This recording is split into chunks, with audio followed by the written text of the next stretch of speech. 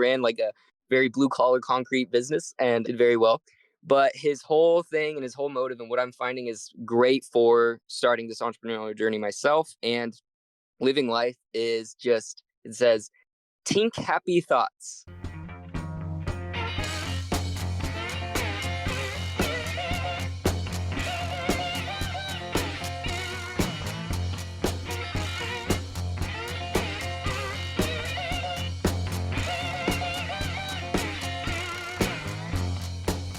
Our featured speaker today is the founder of Vulcreate, an engineering solutions firm driving the next generation of design and technology. Theodore, it's a great pleasure to have you as our featured guest today. Thank you so much for being willing to share your journey with us. Yeah, thank you so much for having me. Would you mind kind of taking us back and talking to us a little bit about some of your experience growing up and maybe some of the people that came into your life first or some of those early events that you really feel like influenced your personal development and the professional direction that you took? Yeah, absolutely. So it's all kind of been a pretty linear road with a lot of crazy things I never would have guessed would come up to me, doing what I'm doing and especially not starting a company like Vulcreate. But I mean, to get really deep into it, I always wanted to be an engineer growing up. Once I found out what an engineer did, I always did the cliche and stereotypical classic things you always hear about kids, just taking stuff apart and trying to put it back together. Ironically, I actually never understood that because, I mean, I was a child, but I was never able to put it back together. I always ended up breaking everything I opened, and my family just hated that.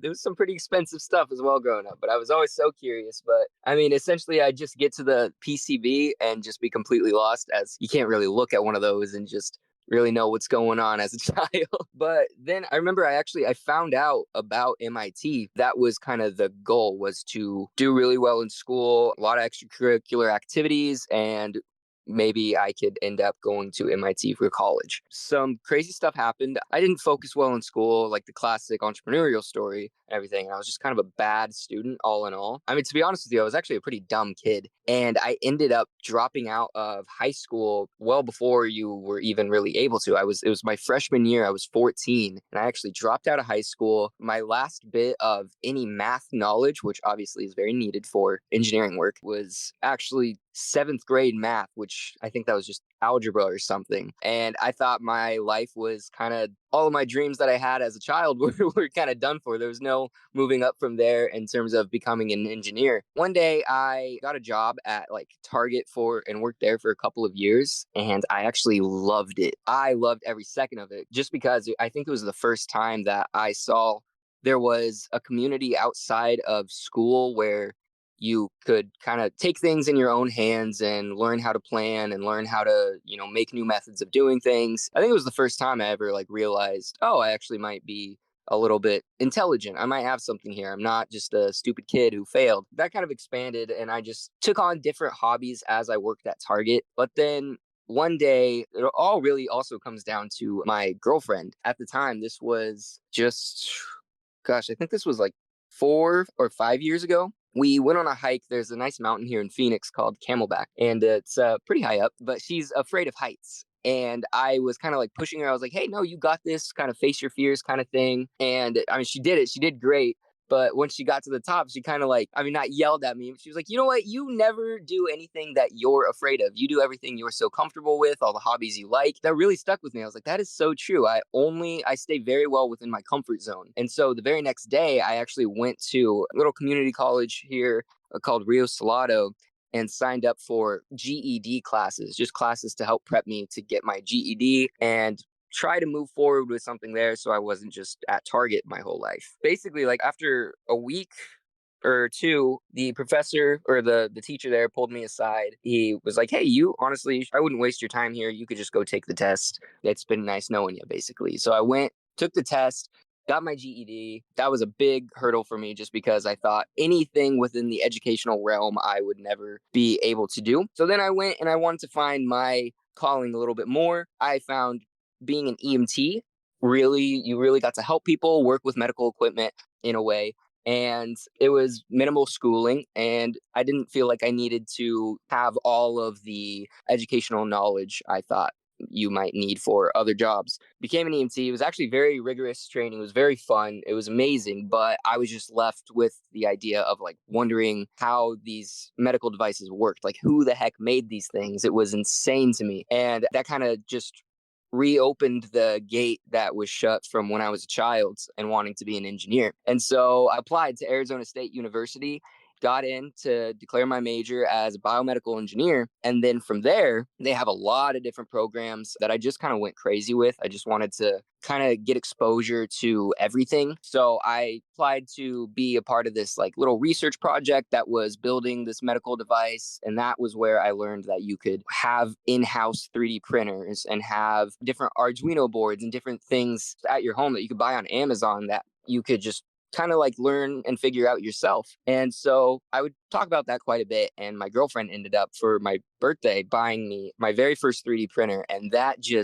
propelled things like crazy. I learned how to, first you had to, learn how to operate it and just print different things and how the slicing software functioned and everything. But I'd get it all off of like Thingiverse. And then that just opened the gate to me learning how to 3D model in every which way till Tuesday. And I just model the craziest stuff and make all these different gadgets around the house. And I just have a complete blast with it. And then I got my own like Arduino boards and Raspberry Pis and started to really understand and learn just how to build electronics. I still didn't really understand the physics behind everything, but it was simple enough to just kind of make your own stuff. And then I got into me writing my code for everything and then writing my own G code. And I finally felt like I was like an engineer. It was amazing. And so then to kind of go into what happened entrepreneurial wise, I got my first internship at this little biotech startup in an incubator program here in Phoenix. The way I got the internship was they needed this thing called a bioprinter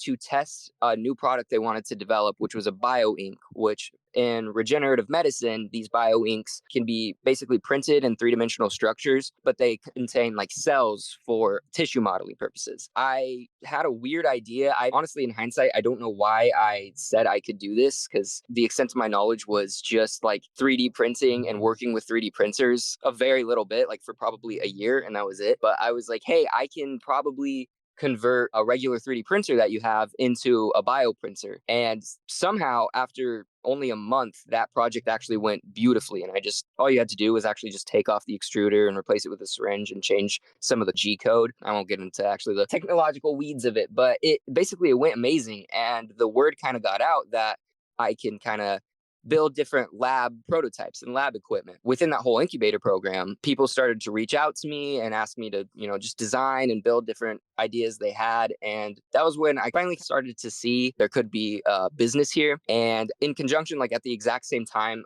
that was going on, I was also a part of this thing called the New Venture Challenge over at ASU. And it was just basically learning it was a lot like MIT boot camps, actually. It was just learning how to pitch to investors and, everything to go with having a startup. That was really on my mind as I was seeing the market need and people, already kind of having a customer base of people asking me to design all these different ideas they had. That really just expanded. Around that time, I went to MIT boot camps, met with a lot of different people, and just worked on a lot of different projects until finally I started Vulcreate, my own company, with the purpose of being a stepping stone to help people present to investors. Because I saw the hardest thing with all these classes and with MIT boot camps was getting a good elevator pitch or a good way to explain your idea. When it's 2024, a lot of simple ideas have been taken, and it's not that the complex ideas aren't simple as well, but it's just very hard to explain them all within sometimes even 5 minutes for an investor to fully understand the idea. And so our whole kind of thing is show rather than tell.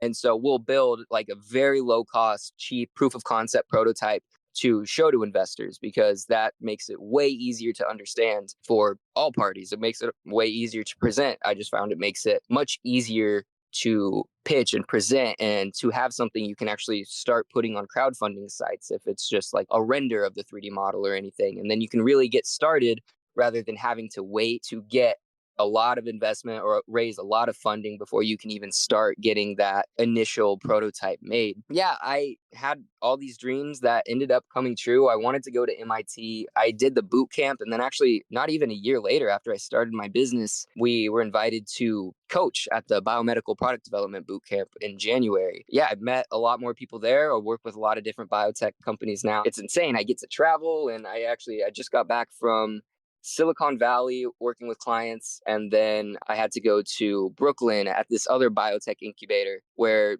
I happened to meet one of the or that for a client that I met at the MIT boot camps, helping him build his idea. Yeah, the whole journey has just been honestly insane and weird and crazy. None of it really makes sense in hindsight, but I guess that's kind of life. Yeah, that was kind of like how it all started. I've met a lot of people along the way that kind of helped me out. But most of it was honestly just kind of battling my own ideas that I was unable to be an engineer or anything. And I think that was just my driving force. It kind of just really propelled me forward. It's so cool how you can pinpoint that discussion with your partner as like when she said something that you needed to hear and it just pushed you forward on this path that you've loved. Like, I think it's crazy how often the people around us see what we like need to hear, but we don't think to say it to ourselves, if that makes sense. Oh, absolutely. Absolutely. I mean, even right now, I'm just for further personal stuff. In my head, she's the most genius person in the world because I have these thoughts that I can't even really put together.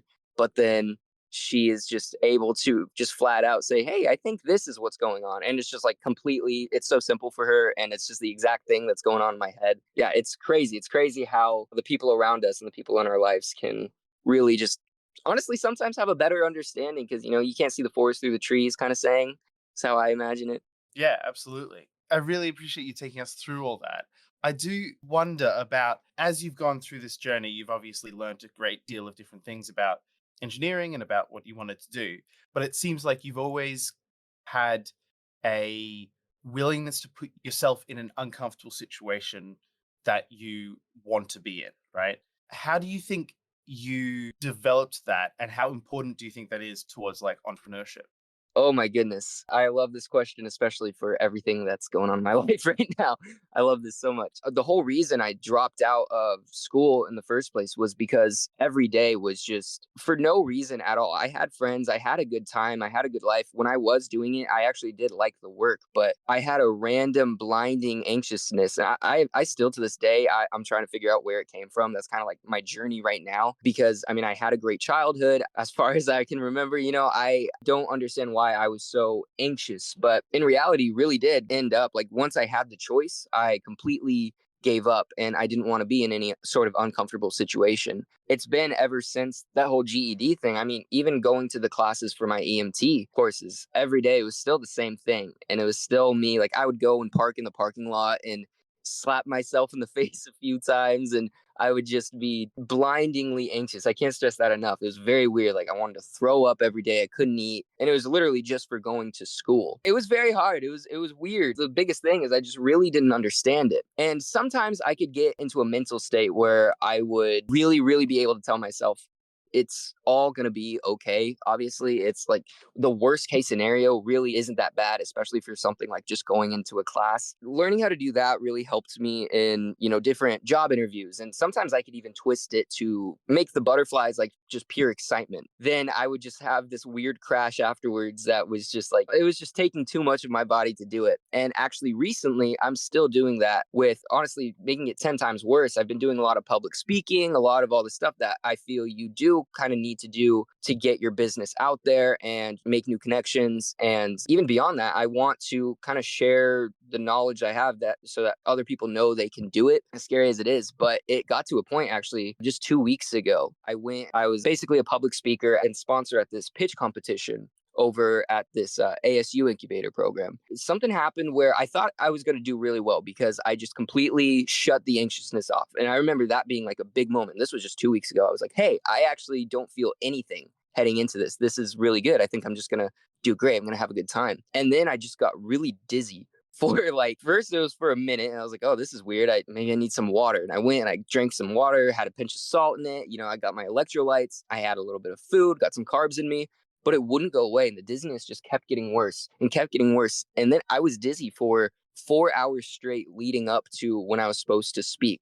Basically, the only thing that came down to, because I'm in good health. It was really just like this weird, in place of how I see it right now, is I was able to turn off that kind of anxiousness for the first time ever, but it was just way too over the top for my brain. What's ironic is that's kind of the one of the first things and biggest things they really hit home on in the EMT program too, was just how real anxiety and panic attacks are and how much they can affect the physical body, obviously. But that had never happened to me. So it finally did. And so I think that getting yourself out of your comfort zone is very important and a very needed thing to do, just, I mean, in life and especially in an entrepreneurial setting. But I think you have to, I mean, just like anything else, you have to balance it. And that's what I'm kind of learning right now. I'm actually taking, before it was just go, go, go. If, I'm not working on the next thing, I'm going to be behind once I finish up with these clients. I need to always have clients be coming in. And there's a lot of truth to that, but you're also, there's help out there that you're not in it alone. And you don't have to basically, like, I think the best way for a business to function is to still enjoy doing it. Remember why you started it and make sure you still have that. Don't turn it into something that just becomes something you dread because you're so stressed about it all the time. That's something I'm literally this week, like just now having to like start to learn and take a step back with, because it was just all the time. I have to be putting myself in these uncomfortable settings. In my own defense, it was because every time I did that, it was hardwired in my brain that a great outcome came. I went from not knowing anything and working at Target and just not really liking myself to, once I started putting myself in uncomfortable situations, my life just really progressed in a crazy short amount of time. And so it became almost addicting in a way. But I think it's very important, but just definitely in a balance. I think that makes so much sense. I really appreciate you opening up about that too, because in the beginning, when you were sort of using the word failure, I was thinking, I wonder if his boot camp experience or his other experiences kind of transformed the way he thought about failure. And as you're talking about your journey, clearly that's true. You're absolutely right. I know there's a couple really good quotes, and I'm going to butcher them, so I'm not going to quote them, but essentially, like, the things that we have to put the most of ourselves into, the most energy, can yield the highest reward, but they're also the things that really make us feel drained. And it sounds like you're learning what some of us have too, that, like, your physical and your emotional, mental wellness kind of have to match up. They're very related, so you can continue as a founder. So at this point in your journey, like, how do you define your success for your personal life and your professional life? And do you measure them by the same set of metrics, or do you look at that differently? I've always kind of looked at it in the same way.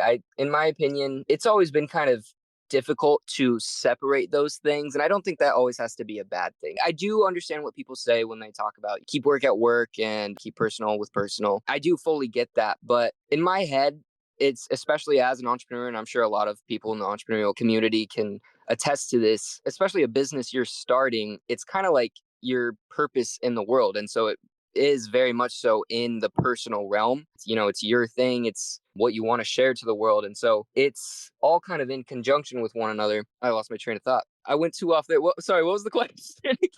That's quite all right. I was just asking, like, how you measure your success. And you said you kind of like measure your personal and professional success by the same set of metrics. Right. Yeah. Honestly, it's all within, learn now, and I wasn't doing this before, but it's all within the, small victories and everything. I mean, just even going on this podcast, like, that is an amazing thing. That's a great thing that a year ago, especially if I didn't have a business, I would have dreamed of this. I would have been like, wow, people want to hear me talk. That would be so cool. For a while I was, within the business, I didn't really take a moment to enjoy it. I didn't take a moment to look at it in a positive kind of victory way.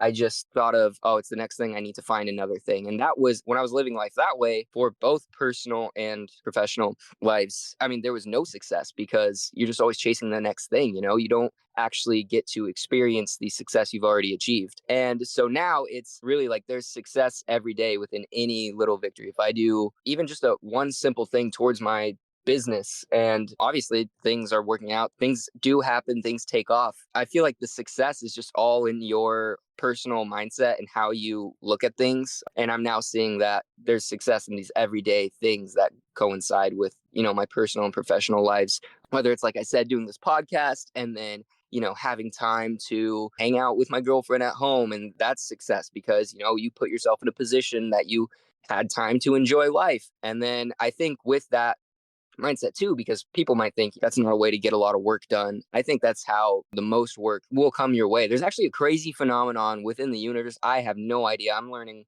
a lot about everything in general. There's just this weird thing where I would get in these phases where I just am so crazy about constantly finding the next thing, finding the next thing, finding the next thing. And then nothing comes my way, even though I'm like pushing so hard. And then the second I'm like, not giving up, but I finally have like a realization, like I did, for example, like I said a week ago, every single time some crazy thing happens where somebody like the day of that, I'm like, I notice what I'm doing. I need to take a step back, calm down.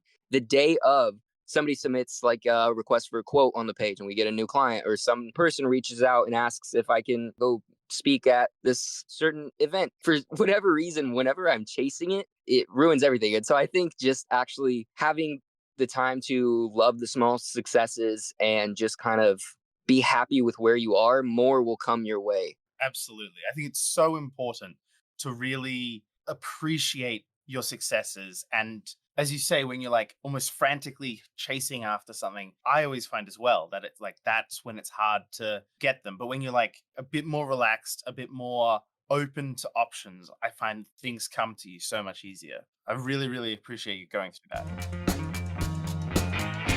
Hi there. If you're enjoying this podcast, would you mind leaving us a review, a like, and subscribe on your favorite podcast platform? Thanks so much. That really helps our reach. The Founders Voyage podcast is now proudly sponsored by VidOps. Kane at VidOps has been taking care of our editing since early 2024. He works efficiently, and I'm sure you'll agree that he does a great job. Thank you to VidOps for helping bring this podcast to life. If you want the same great support we're getting for your podcast, or you need help with video, photography, or animation, you can get 10% off at vidops.io using our referral code Voyage. That's vidops.io, referral code Voyage. Now back to the show. Now, can you tell us a bit more about, you described Vulcreate as driving the next generation of design and technology. What does that really look like in your day-to-day? Like, what does you and your team spend your time doing most of the time? Yeah, honestly, it's a dream come true. Every day is just, it's solving new problems with, different people's needs. And so not only do I get to learn about all the different things I'm interested in, which is pretty much anything that successfully functions, it just blows my mind. And so I get to learn about all these different industries, all these different areas, all these different products and mechanisms that work within those products. Day to day, it's just speaking with really interesting people who are geniuses and they just have this amazing idea that they're so passionate about, really working with them on how it functions. And then it's kind of our job to think of how we can make this actually happen. And then it's just all the amazing fun engineering stuff where, you just get to go into a software and 3D model it and then figure out how to translate this into a physical working device and I'm still very heavily involved in all the engineering processes. So, every day is just 3D modeling, working with a lot of CNC technology in our shop, and then driving over to our downtown Phoenix office and helping people make, different animations and whatnot to present to their investors. And there's obviously a lot of different stuff because we'll work with everything from medical equipment to, I'm trying to think of the opposite end of that, the craziest thing we've done so far. Just random consumer tech. There's so much different stuff, but it's so fun every day. It's just learning for ourselves even how different things work and how they've worked for years. Like I spoke to the president of L&H recently and toured his facility. His name's Mike Wandler. It was insane to see. He has these huge, he does what Vulcreate does, but on a very mass scale. It's a whole build your idea kind of thing, but for huge pieces of like construction equipment, cranes, solar farms. And he builds all of this, and he's using these things from like 19, or I mean, he's not using them currently, for he has much more updated technology, but he still has these machines from like the 1920s that operate in the same way.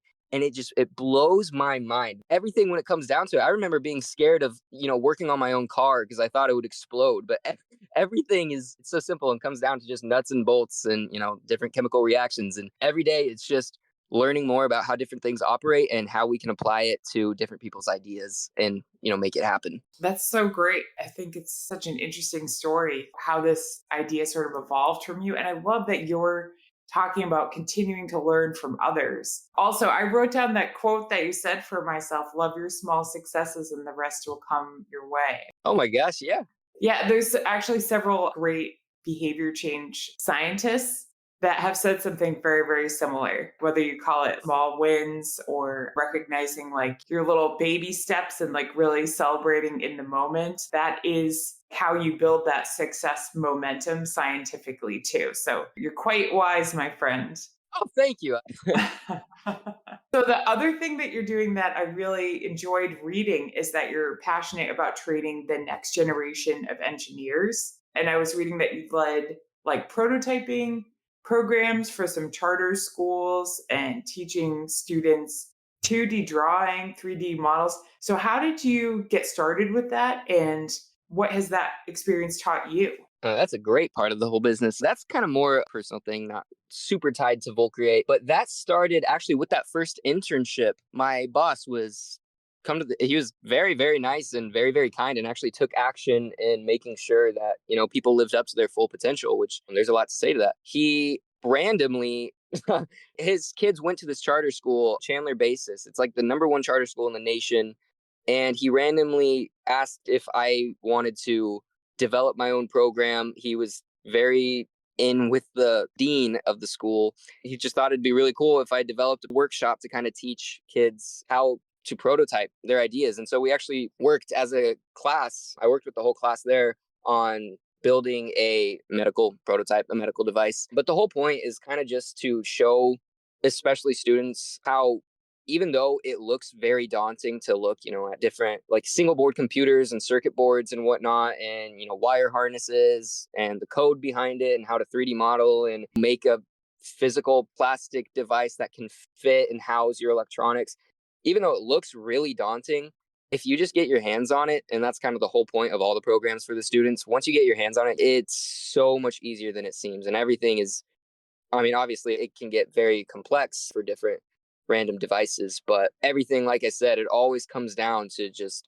nuts and bolts and some code. And I mean, obviously properly wired electronics, and you can go into the weeds of it, but the whole point is once you get your hands on it, once you get started, it all kind of just starts to make perfect sense, and it seems much less daunting. And then, because that's kind of how it started for me, like I said, when I was a kid, breaking all this different equipment and seeing the PCBs, that was where I stopped, because I was like, how on earth did somebody make this? This doesn't make any sense. Once you get your hands on it, like your first Arduino board for like $30 on Amazon, and then you build your first electronic, it's like, oh, this is actually really simple. PCB is just kind of the same thing. I'm a robotics engineer as well. And so I think it is so important amongst engineers to be like training younger engineers and training people to understand, like, you don't get into engineering and know everything. You're always trying to figure things out and learn new things to solve problems. Like, Exactly. That was a big thing for me. And like going back to, being anxious for public speaking, I thought everybody was going to look at me and think, okay, this guy has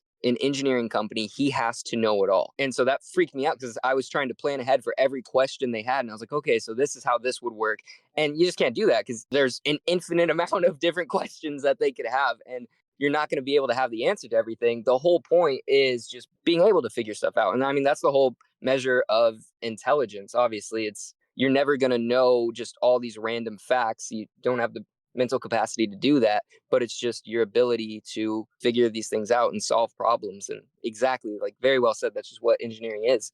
yeah, absolutely. Same with public speaking and coming on and speaking to us. I think talking with you now, I would never have guessed that you had any anxiety or anything. I think it's so lovely talking with you. And it is sort of, you become good at the thing you do a lot by doing a lot of it, not like you do a lot of it because you're good at it, which I think is one of the tricks that you figured out.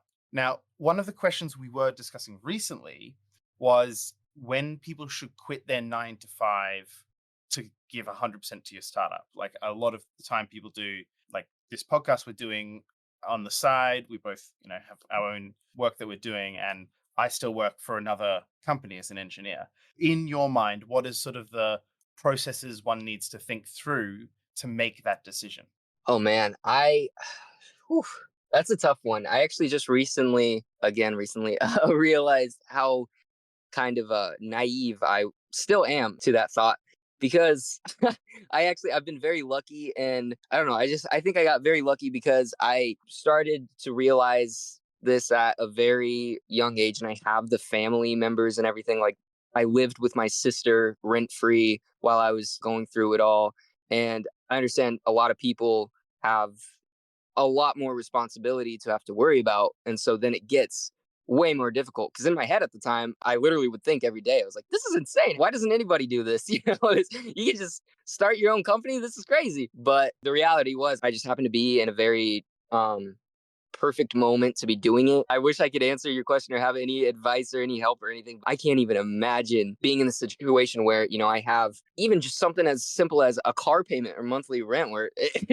to leave a stable job to start this thing. But also to that, I think it's so, so, so important. Make sure, at least, I understand people can't always give all because of other responsibilities, but to give the majority of your time in your life to something you truly care about. Because, not to get into anything else, but right now, as far as we know, this could be our one shot in life. And so you have to do what you feel passionate about and do what you feel so strongly about and do what's yours. And you don't want to give your entire life away to somebody else's mission, unless you obviously really believe it and you have like shared goals. But that's a really complicated thought in my head for this world. I actually just on that trip to Silicon Valley, I was talking about, there was this professor there who I was just mind blown, because he really cares about his students, and he teaches like engineering entrepreneurship. He really cares about like helping his students. I've never seen anybody care so strongly and actually take the actions to really help. A lot of times it's just kind of teach them and let them be on their way. But he full on takes action to help them out. I talked to him for quite a bit, and I learned it was because he himself wanted to be an entrepreneur, but he had a child young, and he was married, and he had a house and a mortgage payment and all these other responsibilities. And so he said he just lived vicariously through the students and helping their ventures take off. And he said he still one day really wants to start his own. And I was trying to tell him, he started a whole program at ASU helping entrepreneurs. And I was like, in my head, that seems way harder. And you did it, and you're successfully doing it, and you're helping all these ventures. You could so easily, I was naive, and I was like, you could so easily just start a business. You could do it. You're 100% capable. It's going to be so simple for you. That was when he looked at me and he was like, well, yeah, I need to get this stable income for my children. I was like, oh my gosh, yeah, that's very true. That's a very different story. I don't know how you would balance those or kind of like take that leap, because in my head, I'm kind of all over the place sometimes. So I might make a terrible decision and just take the leap and then see what happens, and it'll just be horrible. But I've been lucky enough to be in positions where so many people can hold me up if I fall down. And so as you obviously grow older and everything, get more responsibilities, that can become much more difficult. I think that's wisely said. I think that is very much true. But I think we've had so many different people share their journeys. The grass is always like a little bit greener, or maybe the grass is always more brown if you think like you have found what works for you. And I think you really have found what works for you. And I'm glad that you found it in this stage of your life. As someone who didn't become an entrepreneur until they were 40, sometimes you feel kind of forced into it. I do want to share, just because I realized like a couple other people told me, man, I'm really glad he shared about his anxiety, because I have that too. And they want to privately say that. And I'm usually that person too. And feel free to watch my videos now. I hope they've gotten better. I have so much anxiety about public speaking. I remember like being sick to my stomach, like before we spoke at MIT boot camps. And so many times I've spoken, and I really admire when someone can get past that. So, congratulations to you. I think it's a big deal. Some people really do just naturally enjoy it. I didn't realize that. I thought everyone had to work past that. I also think that the way that you learn to push yourself into that failure feeling, I describe it like pushing myself off the diving board. Like, maybe there's 10 sharks in the water today, maybe there's none, and I just feel this way anyway, but I'm just going to push myself off and do this because I know that the reward is going to be big enough. I really admire that you've taught yourself to do that. And I think we all learn it in a different way. I admire your skincare routine because you said you didn't start till 40. I honestly look at that. I would have thought you were in your 20s. This is amazing. Oh, thanks. Some of that's genetics. And so some of it's hanging out with Spencer and these other amazing people that keep your brain going too. So I was wondering, you said in the beginning you saw your journey as kind of linear. Do you feel like there was a time that you had to, and this is more of a feeling, I think, because I already see that you sort of took all these, tangents and came back and figured it out. But do you feel like there was a time when you made like a major pivot or really deviated from the plan that you had set out? And looking back, would you change anything about that experience? Oh, yeah. I mean, I guess, yeah, actually, in my head, it was linear because it was all kind of, to be honest, it feels like it was all kind of random stuff that just came about. And so, like, just random opportunities. And so I just was like, yeah, this door opened to this door and to this door. And so it looked like a kind of linear hallway of doors in my head there. But yeah, I guess to be honest, no, there has been a lot of pivoting because, I mean, like I said, I wanted to be an EMT. I didn't know what I wanted fully at all until it just kind of came about. And sorry, what was the second part of that question? If you look back, would you change anything about that experience?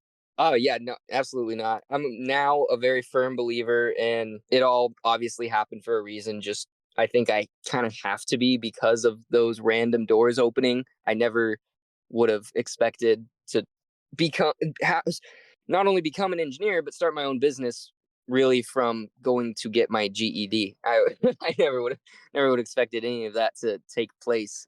And so, yeah, I think it all kind of I wouldn't change a thing to be honest. That's brilliant. At the time, those sorts of moments can be very uncomfortable and difficult and things. But in hindsight, you look back and you're like, how that changed me or how that improved things going through it. So I think that's great that you have that awareness, which is phenomenal. Now, you've worked on a lot of interesting things, as we've talked about, biomedical and otherwise. Is there any particular problem you see in the world that you want to use your knowledge and passion to solve that you haven't had a chance to look into yet? Oh my gosh, yes, so badly. I have no idea why. I have no knowledge behind it, but I've always wanted to do anything within the energy field, whether it was like learn how to make like the tokamak, like the fusion reaction machine, or I mean anything to that matter, like the new like fission micro reactors that are being worked on. I've always wanted to get into that and just play my part, even if it's just at a small level engineer that maybe they just need some simple models for it. So I just want to do anything to play my part in that issue in the world, kind of trying to help solve it. A, because I think the science is fascinating. B, because I think it's a huge problem we need to solve. I mean, I don't want to say fast because that just sounds like I'm freaked out and everybody, I don't want to freak anybody out. Like, I don't think, I think we definitely have time. Yeah, I still think we should focus on it and I would like to play a part in it. I mentioned with those 1920s machines that L&H Industrial, they have a new company under them called Evercore Energy, and I am speaking with I think he's the CEO of that company, Marcio. He's a great guy, but basically they have a project with micro reactors, and I still have to learn a lot about it, but I'm trying to get more involved there, and hopefully that can happen soon. Hopefully next time we speak, it won't be as much of a wish. I'll have played a part. Awesome. Very, very cool stuff. That is really cool. I really do like that you still have a lot of vision. I also appreciate when people have devoted their entire life to one problem and they're like really super laser focused. But I think it's like that ability to zoom in and zoom out, whether we tackle 100 problems or one that really helps us. And it seems like you're finding that. I don't know how much you feel like you found it by accident or on purpose, but in your opinion, if you could like create the ideal successful founder, and you can use your own version, your own definition of success, I should say, what characteristics do you think a successful founder needs to have? Ooh, yeah. I mean, I think well, that's a great question. Characteristics. I think, honestly, I think so. Everything I say definitely is a balance. It's very helpful and very driving to be very passionate about whatever you're solving. That's a very big one for me, just because I think personally my whole life has been driven just on passion and curiosity. And so to that, I think they also need, curiosity. Definitely being open-minded. I think being closed-minded in any way, thinking you know everything is just a dark path. I think you definitely need to be open-minded.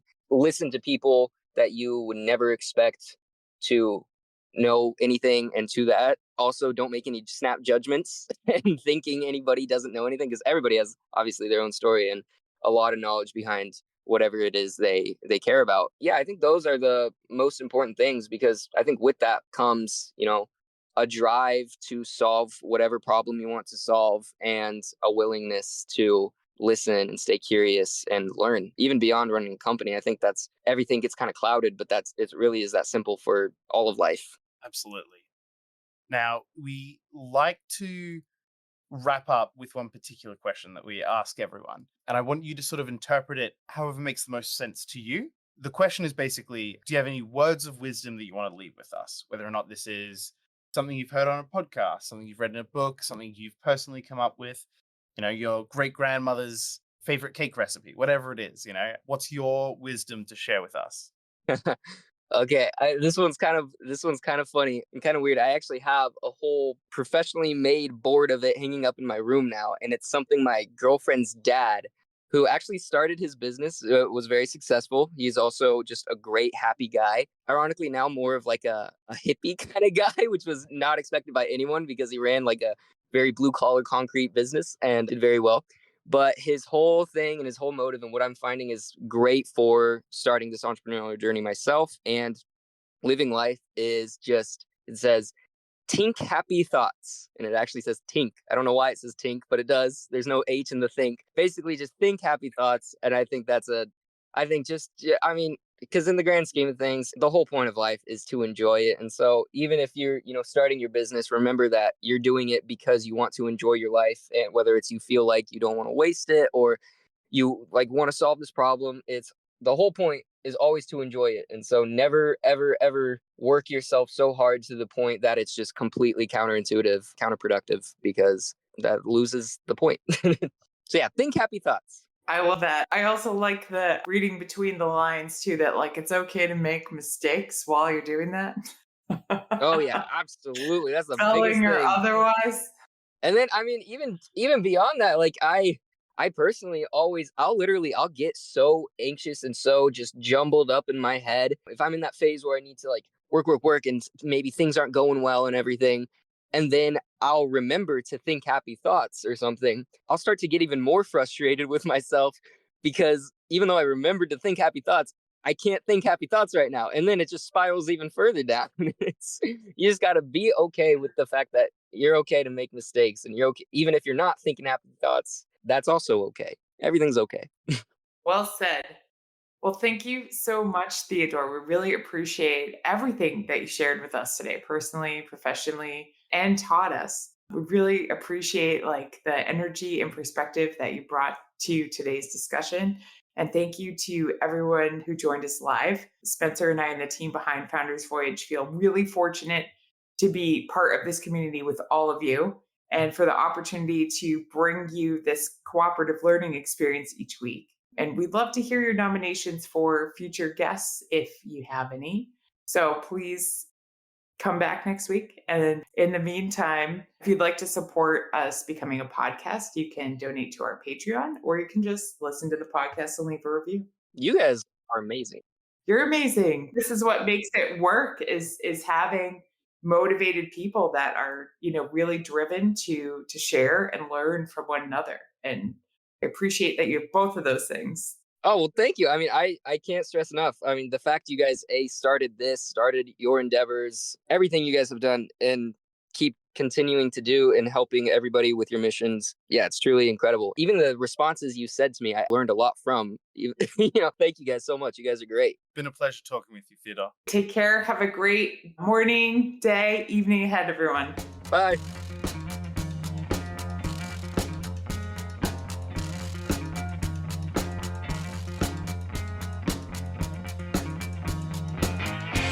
You've just finished another episode of Founders Voyage, the podcast for entrepreneurs by entrepreneurs. The team at Founders Voyage wants to thank you from the bottom of our hearts. We hope you enjoyed your time with us, and if so, please share this with someone else who might enjoy this podcast. You can also support us by leaving a review on Apple Podcasts and Spotify, and by donating to our Patreon. Outro music today is Something for Nothing by Reverend Peyton's Big Damn Band.